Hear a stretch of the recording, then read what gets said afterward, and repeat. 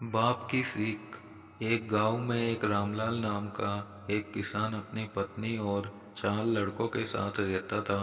रामलाल खेतों में मेहनत करके अपने परिवार का पेट पालता था, लेकिन उसके चारों लड़के आलसी थे, जो गांव में वैसे ही इधर उधर घूमते रहते थे।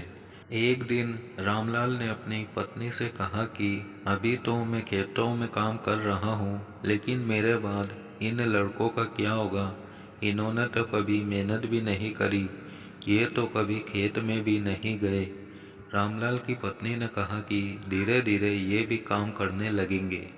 समय बीतता गया और रामलाल के लड़के कोई काम नहीं करते थे।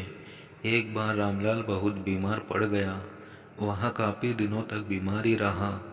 उसने अपनी पत्नी को कहा कि वह चारों लड़कों को बुलाकर लाए। उसकी पत्नी चारों लड़कों को बुलाकर लाई। रामलाल ने कहा, लगता है कि अब मैं ज़्यादा दिनों तक जिंदा नहीं रहूँगा। रामलाल को चिंता थी कि उसके जाने के बाद उसके बेटों का क्या होगा।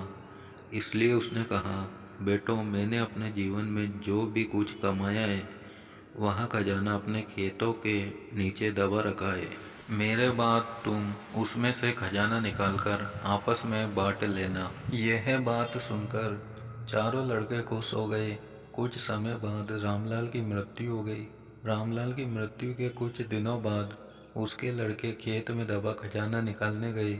उन्होंने सुबह से लेकर शाम तक सारा खेत खोद दिया, लेकिन उनको कोई भी खजाना नजर नहीं आया। लड़के घर आकर अपनी माँ से बोले, माँ, पिताजी ने हमसे झूठ बोला था, उस खेत में हमें कोई खजाना नहीं मिला।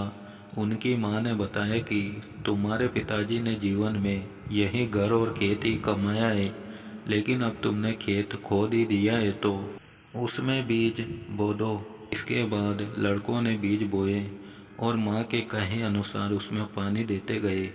कुछ समय बाद फसल पककर तैयार हो गई, जिसको बेचकर लड़कों को अच्छा मुनाफा हुआ, जिसे लेकर वहाँ अपनी माँ के पास पहुँचे। माँ ने कहा कि तुम्हारी मेहनत ही असली खजाना है, यही तुम्हारे पिताजी तुमको समझाना चाहते थे। सीख, हमें आलस को त्याग कर मेहनत करना चाहिए। मेहनत ही इंसान की असली दौलत है। दोस्तों, कहानी पसंद आई हो तो लाइक कर देना, साथ ही चैनल को भी ज़रूर सब्सक्राइब करना।